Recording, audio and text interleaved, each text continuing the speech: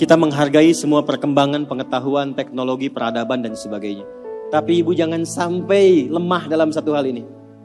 Demi Allah saya katakan, apresiasi tertinggi dari Allah kepada seorang perempuan yang telah berumah tangga ternyata bukan profesi dunianya. Tapi ketika ibu bisa optimal menjadi seorang ibu dengan semua tugasnya. Kalau belum menikah jadi seorang anak dengan tugasnya. Kalau menikah belum punya anak jadi seorang istri dengan tugasnya. Nanti saya turutkan hadis-hadisnya. Jadi ibu itu ke surga, maaf ya, kalau nanti masuk dengan izin Allah misalnya, tingkat tertingginya itu bukan karena misalnya aktif mendampingi kegiatan di luar. Bukan karena aktif punya kegiatan banyak dengan teman-teman, bukan. Yang paling utama itu di rumah, anak bagaimana.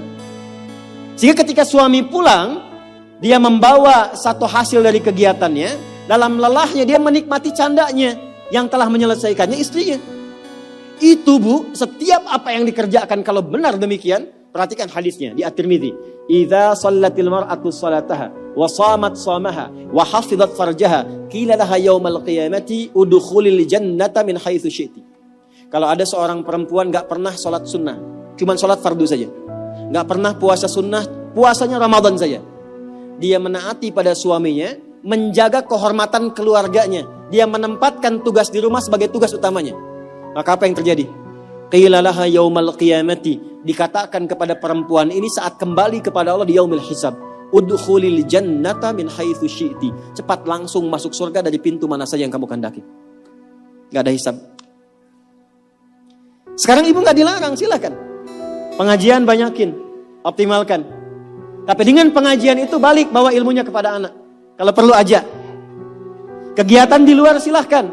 Tapi jangan sampai, maaf, ibu aktif di luar, tapi anak ibu dititipkan pada orang lain. Sehingga dia mendapatkan karakter dari perawatnya, bukan dari ibunya. Jadi wajar kalau dia gak kenal ibunya. Wajar kalau gak akrab. Wajar kalau dia mencari jati diri di luar. Karena dia gak kenal ibunya. Bangga kalau sudah banyak penampilan bisa dirubah. Ibu gak khawatir kalau anaknya mencari perhatian di luar. Ibu gak pernah bahkan sempat menyapanya. Cuman ketemu, berangkat, tidur, ketemu lagi. Lu apa yang mau dicari dari apa yang dikumpulkan itu? Nah, Sayyidah Khadijah itu sebelum Nabi pulang itu sudah khatam. Makanya kita belum pernah dengar kan kisah cerita Fatimah merewelkan Nabi. Pernah gak? Umi Kulsum merepotkan Nabi? Gak ada. Dan selalu silent kisahnya. Pulang ke rumah itu selalu kisah di rumah itu tenang. Nggak ada satupun bab problem rumah tangga Nabi dengan anak, nggak ada. Siapa perannya? Sayyidah Khadijah, karena beliau mengerti optimalnya harus dari beliau, sehingga ketika suami pulang nggak ada diskusi beban lagi yang bertambah untuknya. Silahkan punya aktivitas di luar rumah, tapi ibu akan dimuliakan sebagai seorang ibu, anak dan istri ketika pulang kembali ke akhirat lah. Itu satu. Dua, saya agak cepat sekali. Yang pertama prioritas keluarga bu, anak. Untuk ibu ya.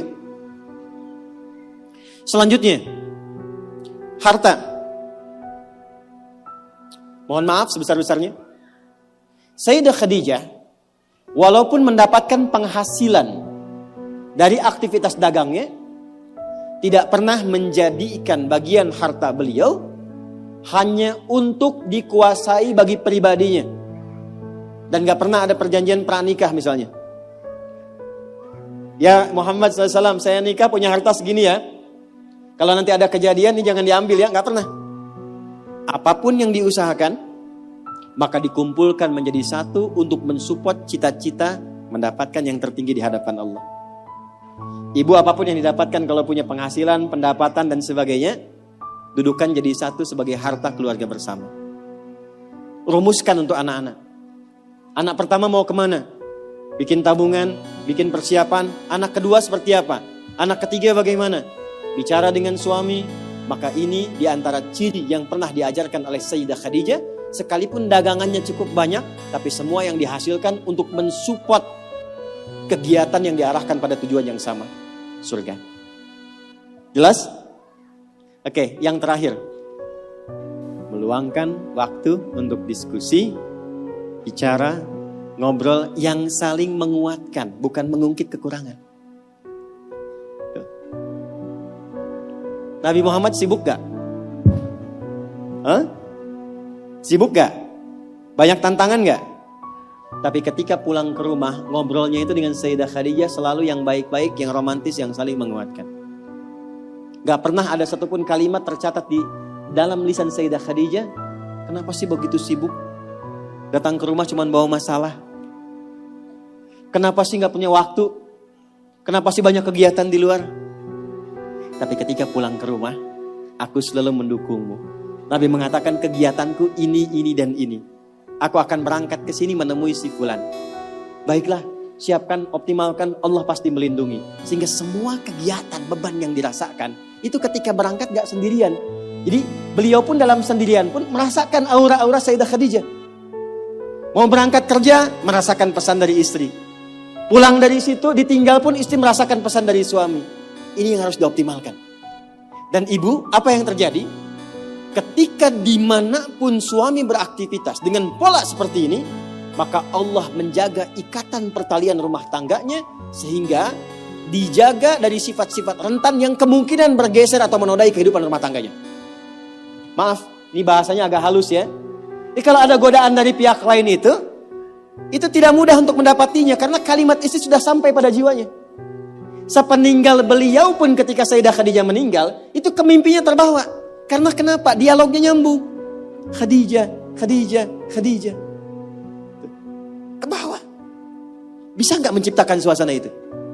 Jadi kalau kita simpulkan, satu, tingkatkan hubungan dengan Allah lewat skema sholat dengan baik. Yang kedua, jadi ibu yang paripurna yang memperhatikan keadaan anak, keluarga dengan sempurna. Sekalipun ada aktivitas di luar, pastikan yang di dalam baik dulu. Yang ketiga, pintu dialog yang dibuka untuk saling menguatkan dengan pasangan. Itu terjaga, itu optimal, istiqomah aja Bu 3 itu sampai dengan meninggal. Maka silahkan tunggu panggilan pulang. Ya ayyatuhan nafsul mutmainnah, irji'i ila rabbiki radiyatan mardiyah, fadkhuli fi ibadi wadkhuli jannati.